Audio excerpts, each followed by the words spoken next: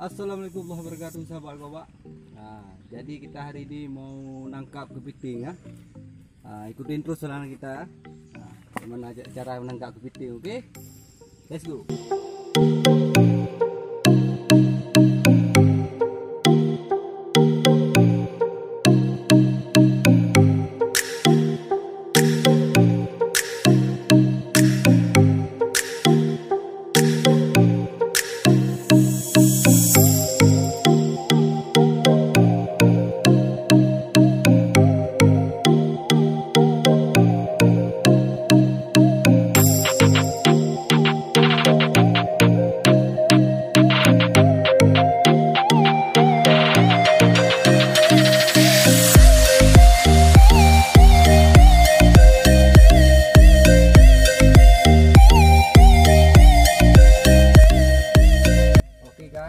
Ini perangkap kepitingnya guys, umpan yang udah kita kasih. Mudah-mudahan kepitingnya dapat ya, biar kita bisa beli kokbak.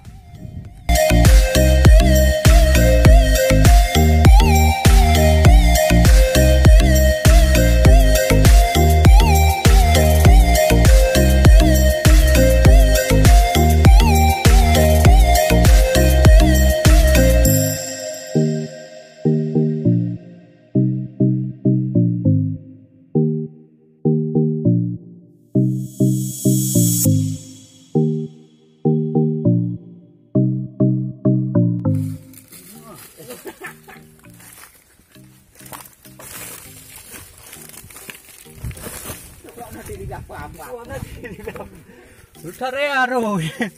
Mana pak di belah kau? Kaluan kau ini. Kecil aku dapat tabuk.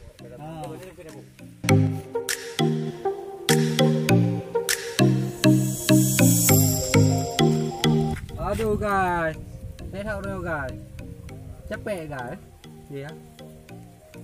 Ini hasil tangkapan hari ini guys. Oke, ikutin terus ya guys. Part 2 menangkap kepiting.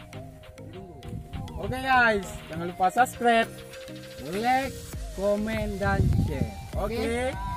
Selamat menonton di YouTube Kokbak Official. Oke.